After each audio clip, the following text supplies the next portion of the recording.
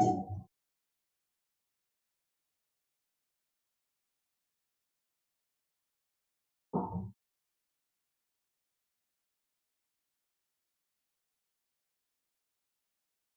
morning. Let's start the daily discussion.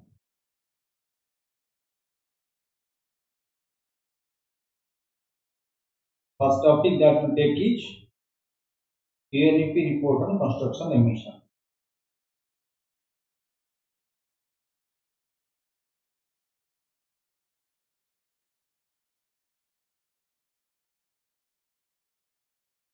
Okay.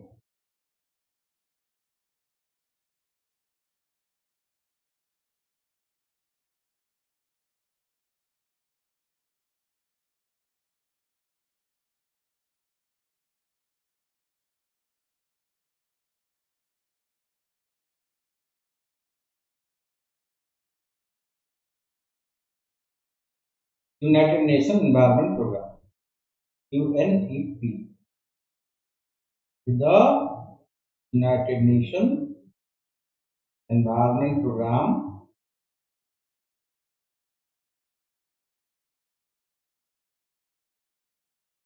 report on construction emission. How construction and the construction material leading to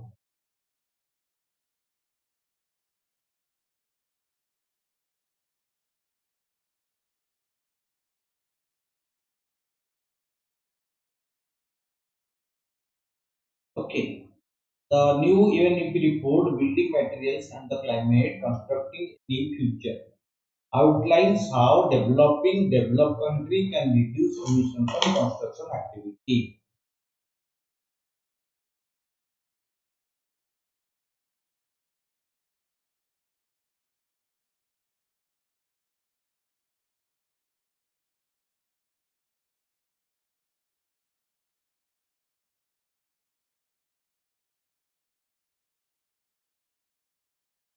Okay, so the building and construction sector is by far the largest emitter of greenhouse gas, accounting for a staggering 37% of global emissions.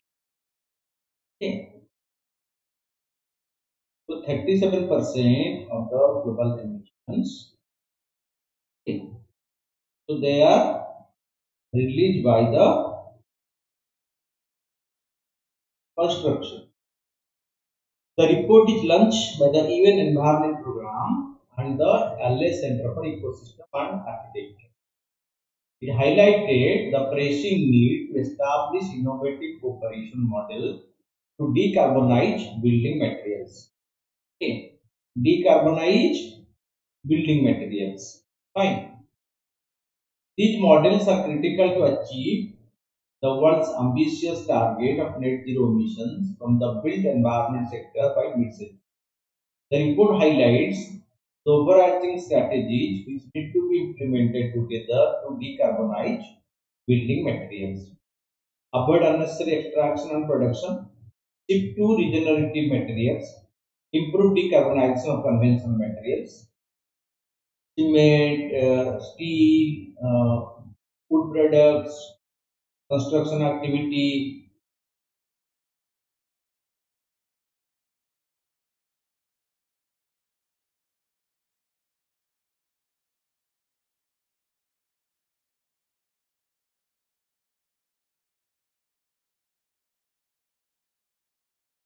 Okay, so improve decarbonization of conventional materials. What are the key highlights of the report? Embodied versus operational emissions. Indirect operational emissions from residential buildings make up a majority of emissions, 11%, while embodied emissions from use of concrete, steel, etc. account for 6%. The UNEP warns that embodied carbon is projected to surge from 25% to nearly 49% by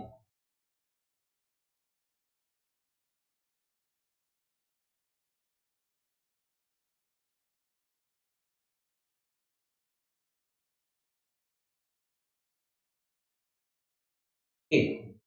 So the share of operational carbon emission will shrink due to increased adoption of renewable energy, improvement of energy efficient buildings. Renovated building, the report highlighted that a renovated building generates 50 to 75% fewer emissions than new construction. Cement, processing of cement, the binding agent in concrete contributes to 7% of the global carbon emission from the manufacturing to the construction. So cement generates huge amount of environmental pollution. Processing of cement, the binding agent carbon contribute to 7% of the global carbon emission. Okay. How to reduce the emission? Circular design. The expert call for incorporating circular design strategy to reduce greenhouse gas emission by 5 to 10 to 50%. Circular design process enables the recovery of products, parts, and materials when a building is reassembled or renovated. Okay. So that is the biggest pollution. Recycled materials, avoiding raw material extraction by promoting steel reuse and producing steel from scrap. Discarded steel or steel product can save around 60 to 80% of the energy.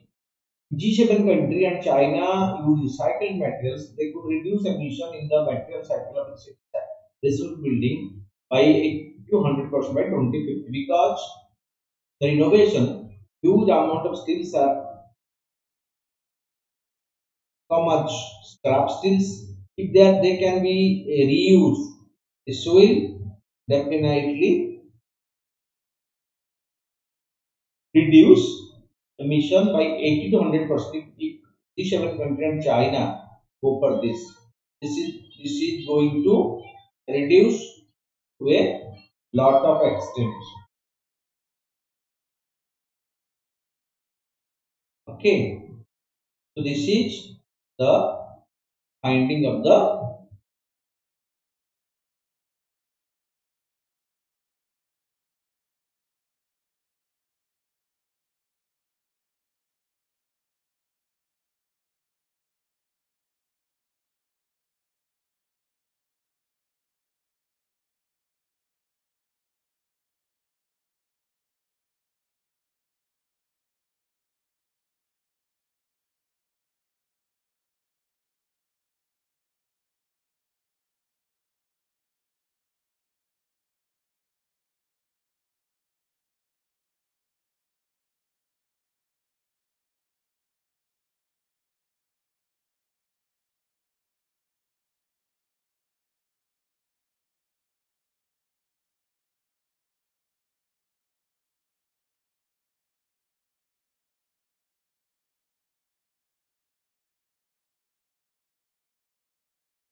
Okay, so lifetime and building, increasing the lifetime of building is significant opportunity to reduce significant emitted carbon release. Bio-based material to reach net zero emissions in the built environment sector. The building materials of the future has to be procured from renewable or reusable sustainable sources. Mass timber has emerged as an attractive alternative to concrete and steel due to scalability, sustainability, strength, and flexibility in mid-rise urban buildings. Bamboo can be processed and manufactured into engineered bamboo whose structural performance similar to that of crushed laminated timber and steel. Decarbonize energy, UNEP recommended electrifying and decarbonizing the energy that is applied to the production and maintenance of materials, buildings, and urban infrastructure across their lifespan. Sustainable alternatives, solutions such as reducing the clinker produced from limestone and chalk, cement ratio, and increasing the share of cement alternatives, etc., to help in decarbonizing the sector. These are what decarbonizing can be practiced. Carbon capture and utilization is a process for removing carbon from the atmosphere and storing it within the building material itself over time. Okay.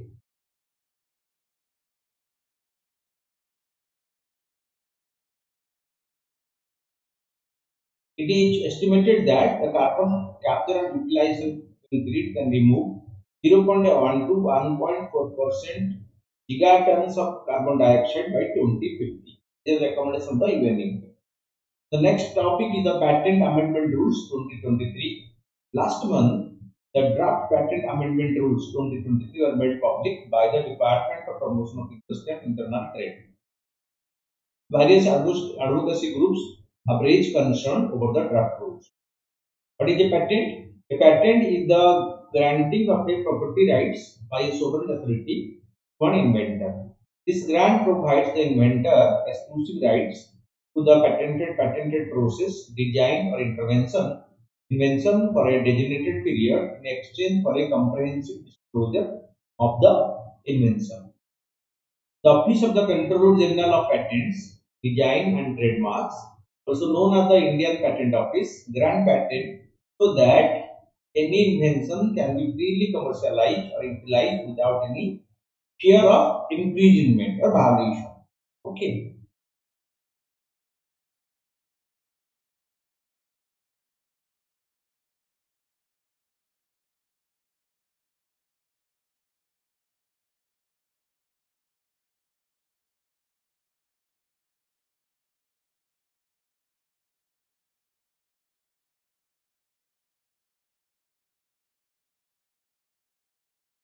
Okay. The head patent office is located in Kolkata, West Bengal. The Indian Patent Office grants patent which are governed by the Indian Patent Act 1970. Patent in India, the legal structure. The Patent Act 1970, along with the Patents Rule 1972, came into force in April 1972, replacing the Indian Patent and Design Act of 1991. It was largely based on recommendations of the Iyengar Committee report headed by Justice N. Rajgopal Iyengar. Okay. He has given the recommendation for the implementation of the patent in the country. Later, India became the member of the Trade-related Intellectual Property Rights System.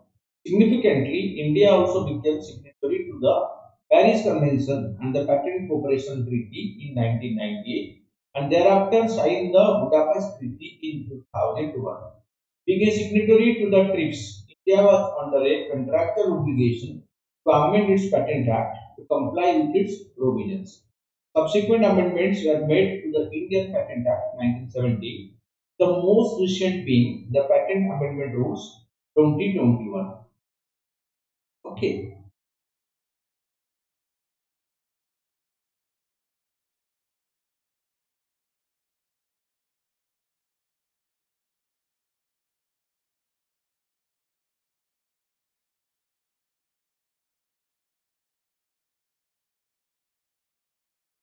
okay. So, being a signatory to the TRIPS, India was under trade related intellectual property rights. TRIPS. So, this TRIPS stands for, so what is this? TRIPS. TRIPS is what? This. So, TRIPS is a WTO provision, trade related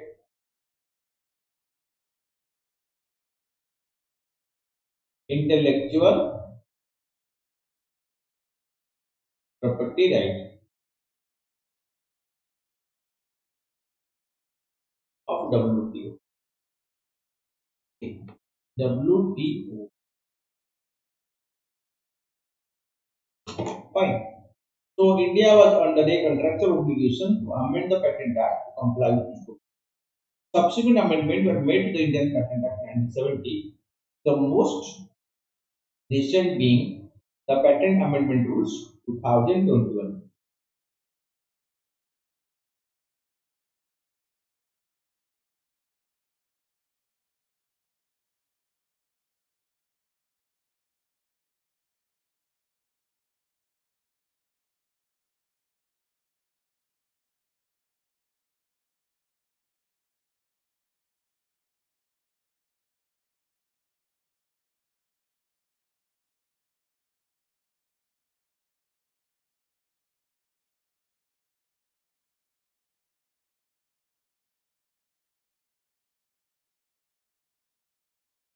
Okay,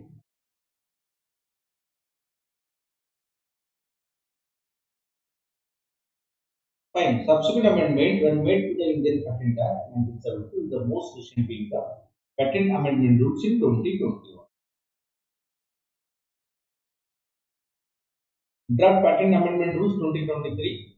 In August 2023, Minister of Commerce and Industry proposed the published Draft Patent Amendment Rules 2023, the draft rules. It invited objections and suggestions from all stakeholders within time frame of 30 days from the date of publication of the draft rules. Key highlights of the draft rules: pre-grant opposition.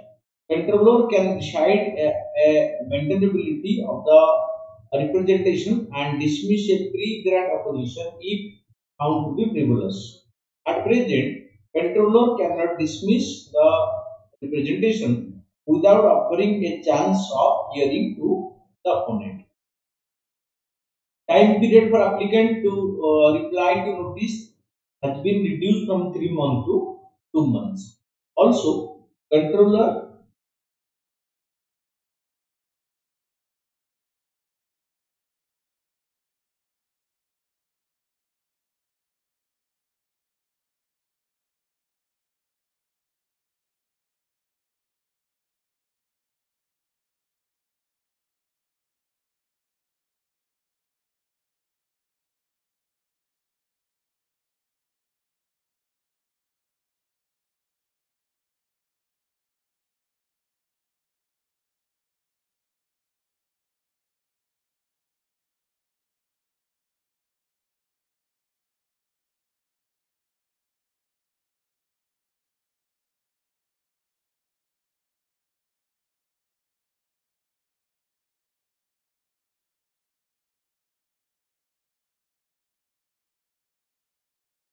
okay. So, time period for the applicant to reply to notice has been reduced from 3 months to 2 months. Also, control has to issue a decision ordinarily in 3 months from the completion of the proceedings. Currently, there is no such in which the controller has to issue a decision. Reduced timeline for filling request for examination. As per the draft rules, the timeline for filling the that okay review is now proposed to be reduced from 31 months, which are currently 48 months, from the priority date on filing date, whichever is earlier. Statement and undertaking regarding foreign applications.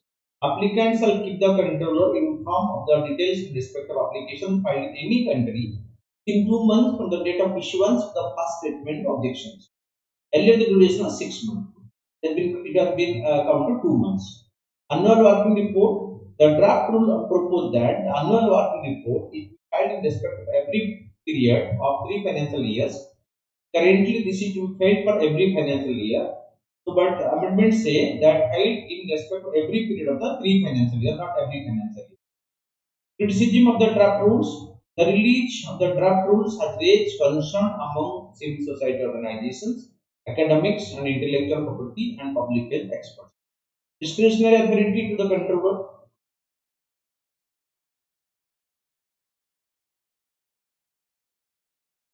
Okay. So, patent group and public health experts argue that granting the controller discretionary authority to determine who may file pre-grant opposition is beyond the scope of the Patent Act. It also contradicts prior judicial rulings which clearly allowed organizations as well as anyone to file pre-grant opposition. This could curtail the ability to file pre-grant opposition to prevent the grant of unmerited patents or medicines to ensure timely availability of quality assured, affordable generic medicines. Fine. A generic medicine is the medicine whose patent period is over. And right now, the government of India is promoting this generic medicines. And one more thing is that so India has emerged as the largest producer and exporter of generic medicines in the world. Okay, so this is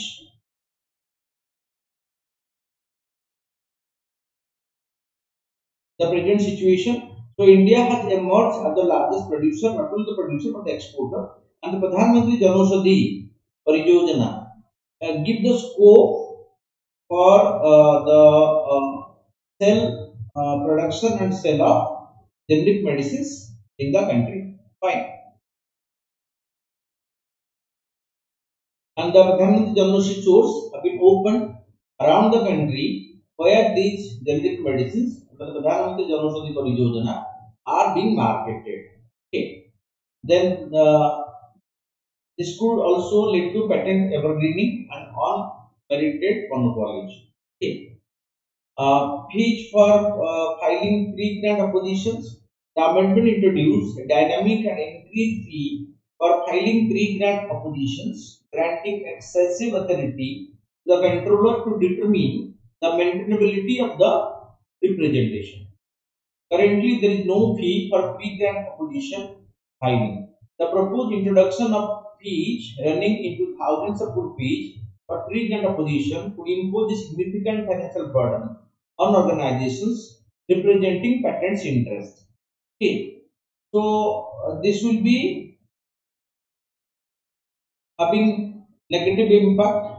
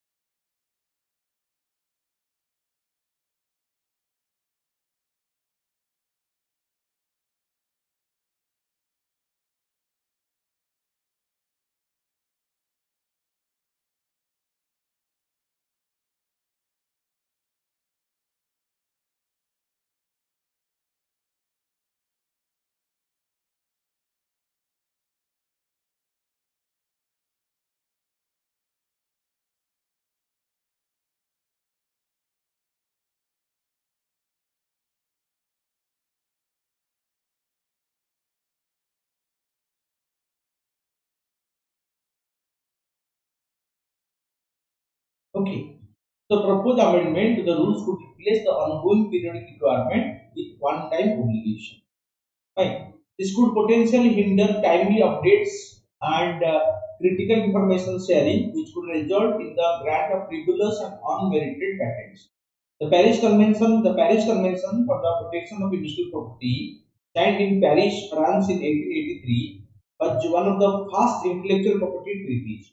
It applies to industrial property in the widest sense, including patent, trademarks, industrial design, utility models, service marks, trade names, geographical indications, and reparation of unfair competition. Fine.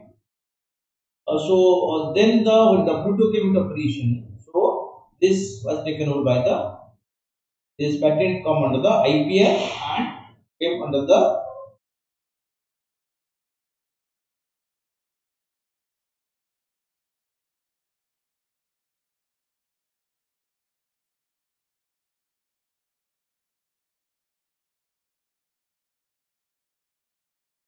WTO control. Okay, the next topic is the World Ozone Day 2023. Every year on September 16, the World Ozone Day, also known as the International Day for the Preservation of the Ozone Layer, is observed.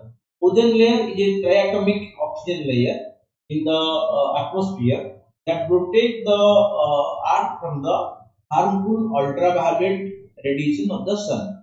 Okay, this is a three atomic oxygen molecule or O3, which helps in the filtration of the unnecessary harmful UV radiation. Okay.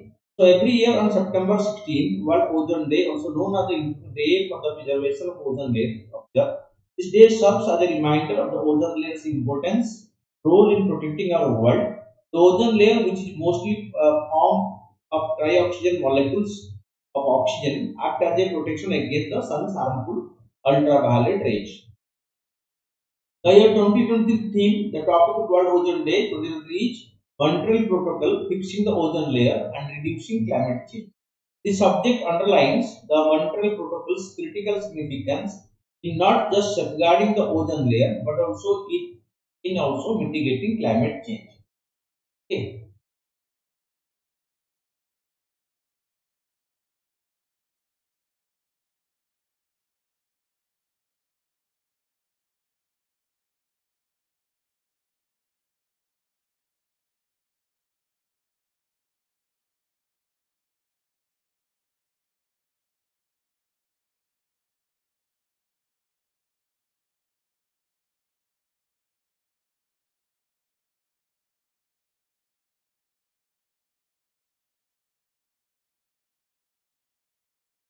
Okay.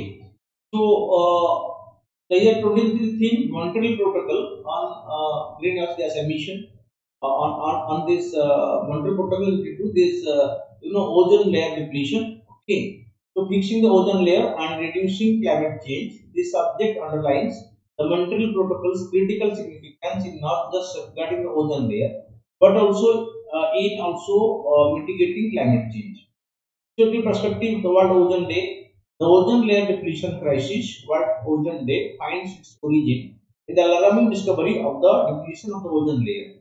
In the 1970s and 1980s, scientists uncovered a significant hole in the ozone layer over Antarctica. This discovery raised urgent concern about the potential consequences for human health and the environment. The Montreal Protocol in 16 September 1987, a landmark environmental treaty known as the Montreal Protocol, was established in Montreal, Canada. This protocol marked a turning point in the global effort to combat the depletion of the ozone layer.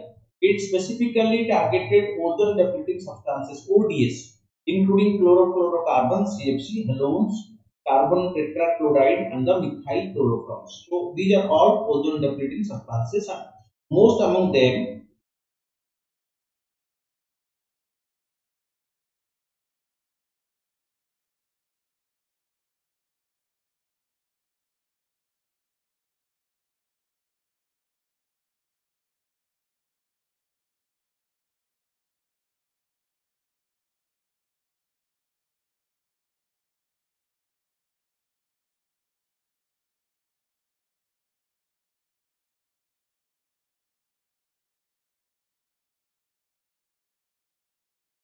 Okay, so they are all ozone, so called as ODS or ozone depleting substances. Afghan Pakistan Tokaram border. The Afghan Pakistan Tokaram border clashes intensify as Taliban builds a border post on the Pakistan soil. Okay, so Pakistan, the Taliban have built a border post in the here in the Pakistan Afghanistan border. Okay, spreading its influence to Pakistan. So Tokaram crossing a critical border point connecting Pakistan and Afghanistan. Tokaram crossing is a crucial border crossing that links Pakistan and Afghanistan. Strategic location makes it a vital entry point for the trade and connectivity with the two nations. Okay, the border road is a key lifeline for the landlocked Afghanistan, linking the.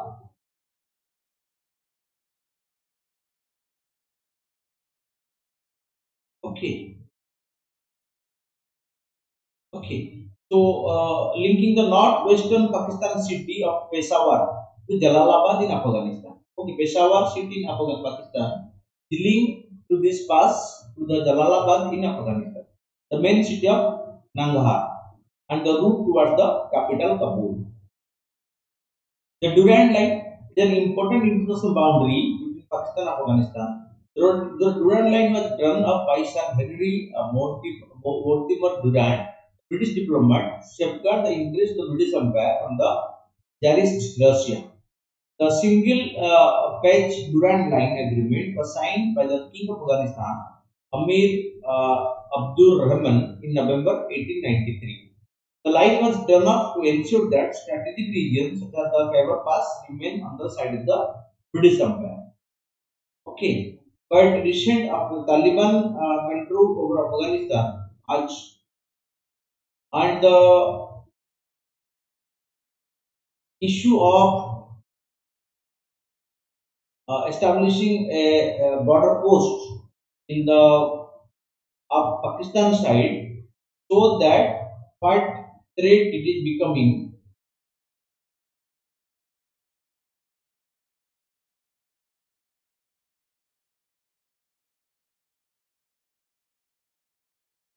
A threat to Pakistan security.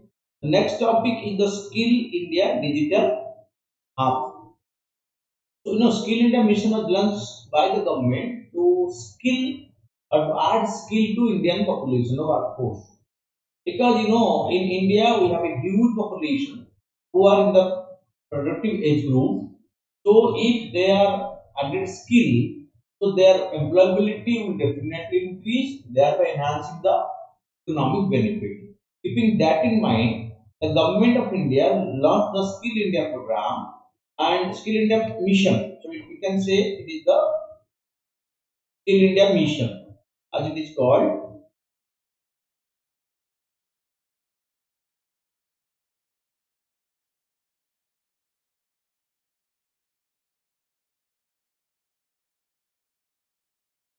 The Pradhan Mantri Kaushal Vikas Yojana, Dindal Upadhyaya Gramin Kausalya Yojana, all these were launched as per the Skill India mission to impart skill to the Indian people.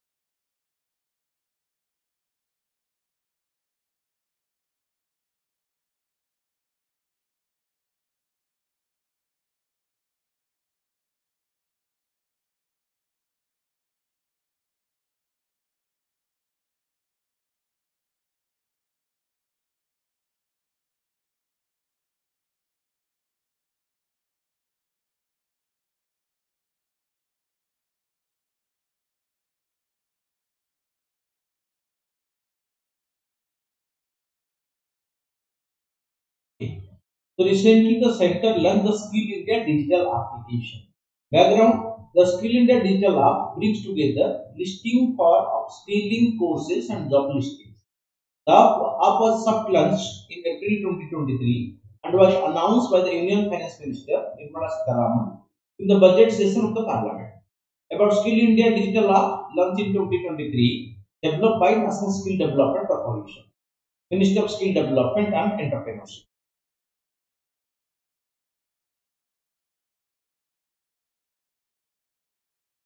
Skill India digital app brings together listing for upskilling courses and job listings.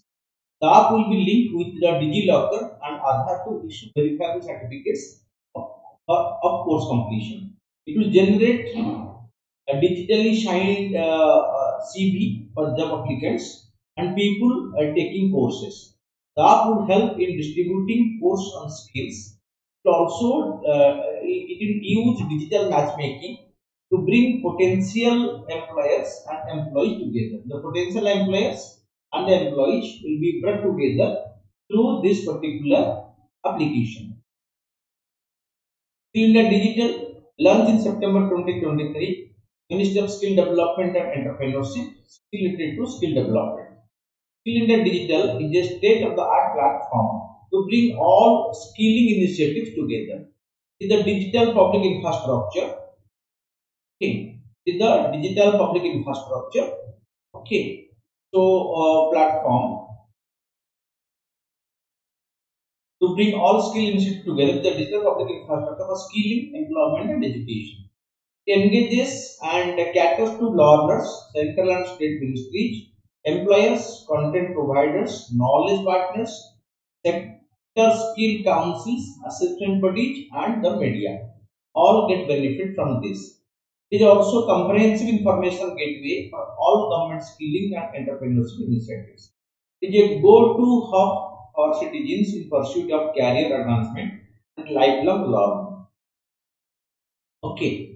The next is the DICRA platform, okay, United Nations Development Program, and the National Bank for Agricultural Development NABARD assigned a memorandum of understanding to create data-driven digital public goods, includes DICRA.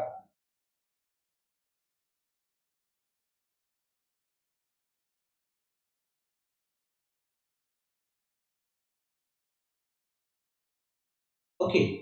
So about DICRA, data in climate resilient agriculture. DICRA stands for data in Climate resilient agriculture is a collaborative digital public good which provides open access to key geospatial datasets pertinent to climate resilient agriculture.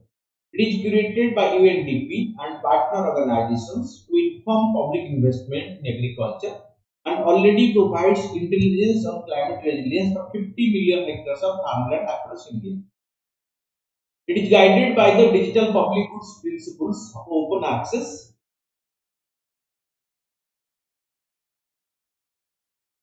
open software, open code, and open API. It uses cutting edge data science and machine learning to identify harms that are resilient to climate change and those that are highly vulnerable. Advantages: by partnering to enhance the scale its use, NABARD will host and maintain the DICRA platform and use its key geospatial datasets for policy making, research, and development activities with UNDP's technical support. This 5-year technical cooperation is envisaged to foster collective climate action and create innovative platforms and a new product offering to enhance economic empowerment in rural India. Such open data innovations can highlight best practices, optimize agriculture investment, and shelter populations from risk. Okay, so this will definitely help because this the issue right now is more related to, okay, so providing finance to the farmers. Okay, so and regarding information regarding the climate. Okay, and climate resilient agriculture is the major issue right now under discussion because so climate change.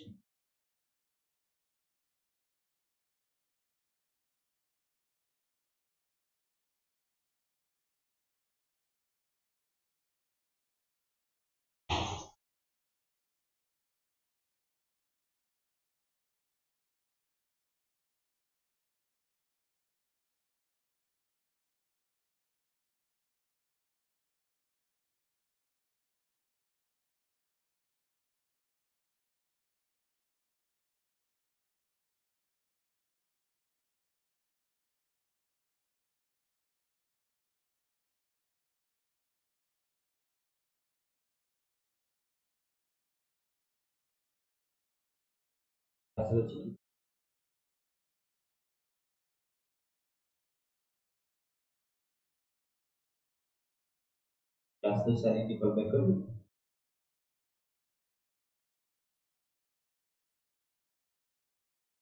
Okay, so this is the data in climate resilient agriculture, right? Then come to the question.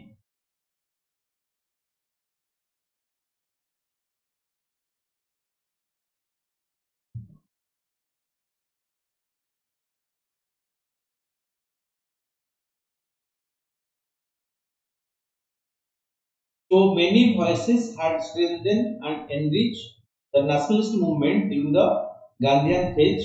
Elaborate on this. Okay. So the period from 1920 to 1947 has been described as the Gandhian era in Indian politics because that period Gandhi was the major player in the Indian national freedom struggle. Okay. Major actor was Gandhi.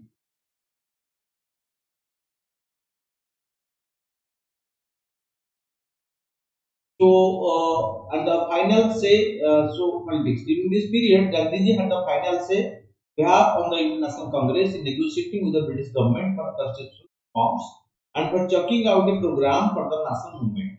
Mahatma Gandhi led the national freedom struggle against the British rule, and it also gave space and voice to many other voices which further strengthen the movement.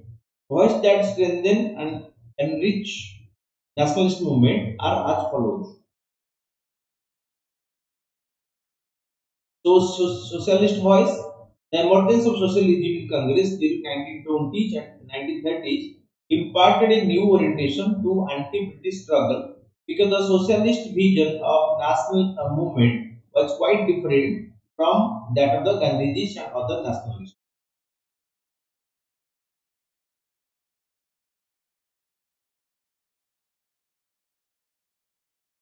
Okay.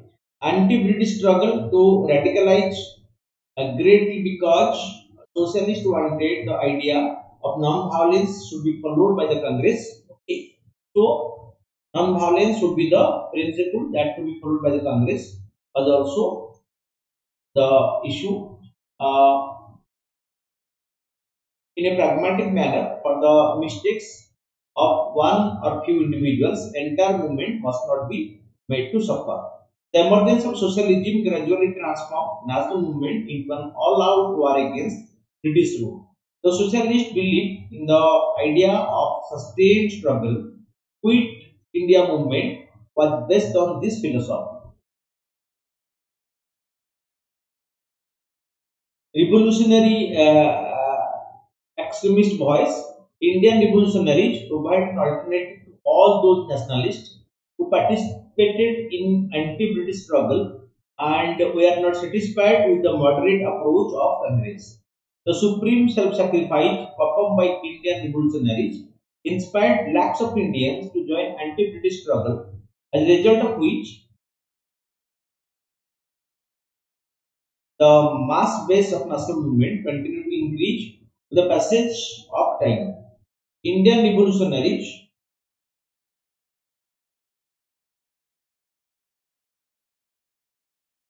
popularized the cause of Indian struggle against British rule all over the world. This helped in strengthening public opinion against the British rule. Okay. Public opinion was strengthened against the British rule, okay, during this period. Swarajist voice, the Swarajist provided an alternative to Indian nationalists at a time when a sense of disillusionment has developed among Indians due to sudden withdrawal of the non-cooperation movement. The non-cooperation movement was suddenly withdrawn because of the Chaudi Chora incident. Okay, because of the Chaudi Chora violence, the government has to suddenly withdraw the Mahatma Gandhi suddenly withdraw the non-cooperation movement. Fine, and this was a big setback. There is a disillusionment in the society, in the Indian society as a whole, among the Indian nationalists as a whole. Though their efforts Rajists exposed the hollowness of the reform into the Act of 1919, they proved that the real power was still in British hand. Okay. So they have very well realized that the real power remained in the British hand. Appointment of Simon Commission in November 1927 changed the atmosphere prevailing in India. The Swarajists also abandoned their separate line of action and joined hands with the mainstream Congress to participate in anti-Simon Commission agitation, Indian working class as well as leftist voice.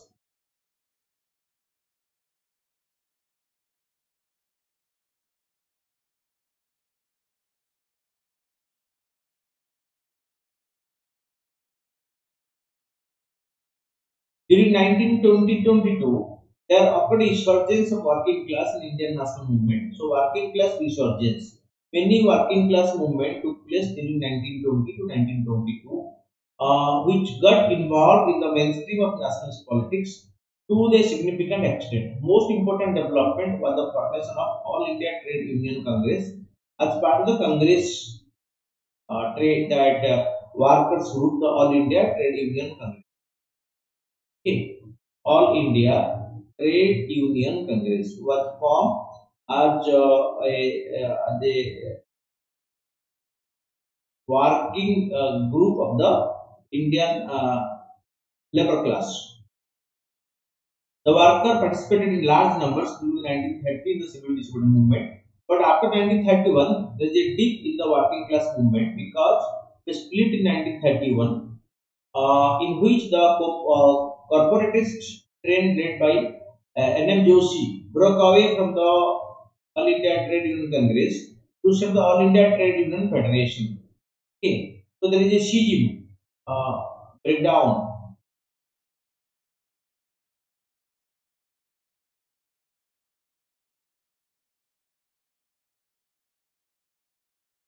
Then a breakup or the CGM or division, the AITUC, All India Trade Union Congress. Women's voice strengthening and enriching nationalist movement. Women participated in large number in civil disobedience and Quit India movement. They organized boycotts against liquor and foreign goods and were instrumental in the Dandi March. The women were much instrumental in the Dandi March, and they have taken active participation in the Dandi March.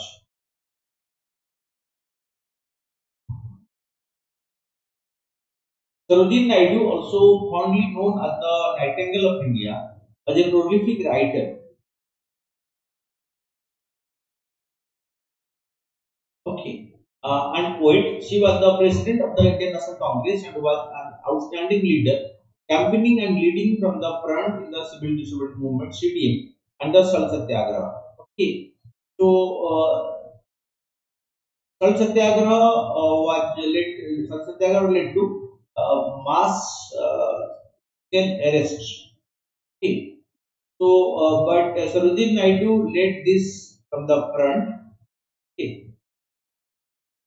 Annie Besant was elected the president of Indian National Congress and launched the Home Rule League movement. Okay. Madam Kama or Bikaji Kama, exiled in Europe, was a social worker and strong nationalist. She unfurled the flag of Indian independence in the Strasbourg, Germany, along with a powerful speech advocating the right to freedom.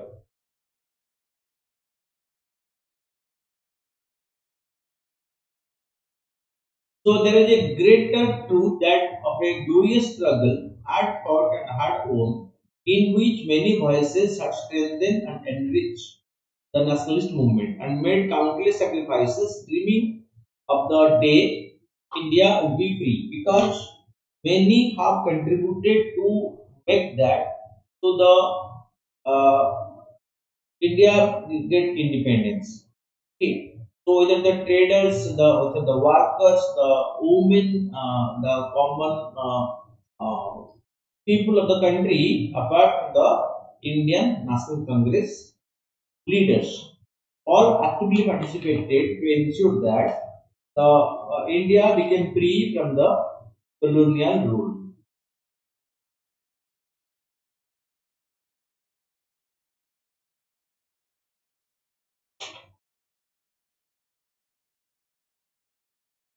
Then come to the MCQs.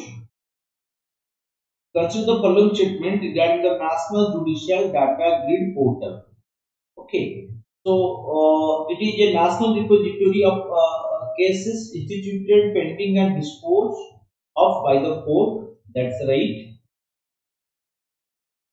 It developed by the National Informatics Center (NIC). Okay. So in this case, both 1 and 2 are correct. Consider the following statement regarding the data in climate resilient agriculture (DICRA) platform. It provides open access to key geospatial data sets related to climate resilient agriculture.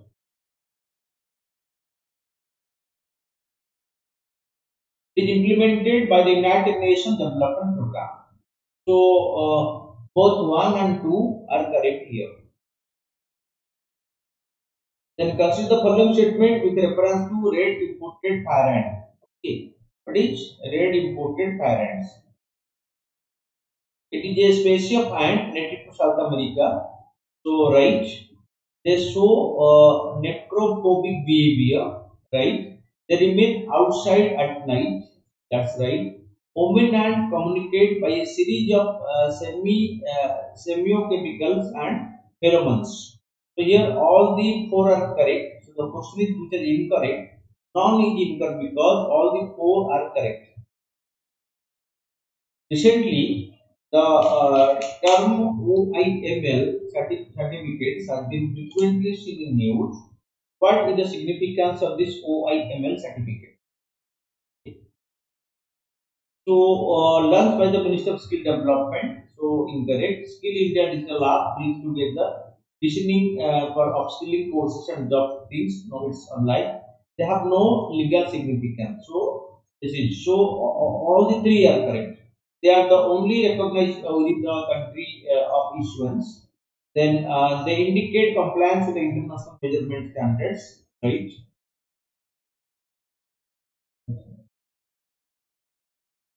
Okay, coming to the question of four. So they are only recognized with the country of issuance, right? They indicate compliance with the international measurement standards. So this B is correct. Fine. Then coming to question 5.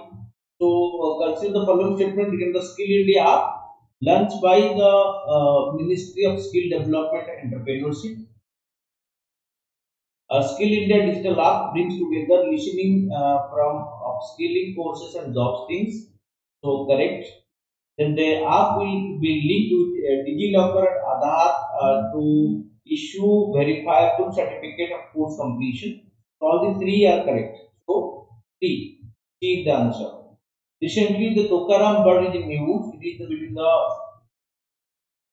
Pakistan and Afghanistan. It is Afghan-Pakistan border. So B is the right answer. So Afghanistan, Pakistan border. Consider the following statement. International Day for Preservation of Ozone Layer celebrated every 16th September 16th. International Year for Preservation of the Ozone. Okay. So, or the Ozone Day. Okay. So Ozone Day is observed every year on 16th September by the yes, that is right. Okay. The theme is Montreal Protocol, fixing the ozone layer and reducing climate change. This is also right. So both are right. So question is which of the statement are incorrect. So because both are right, so none is incorrect. So neither one or two is incorrect. Consider the following statement. Assam Governor launched Sarpanch Samvad, a mobile application app. The app has been developed by the Quality Council of India. So here both are correct. Fine. Which railway station has been awarded the Green Railway Station certification with the highest rating of platinum by the Indian Green Building Council? With the Vijayawada railway station. Which state government has launched the social welfare scheme? The Kalai Magali Urimai Thogai Kyam, it is Tamil Nadu. Okay. Launched by the state government of Tamil Nadu.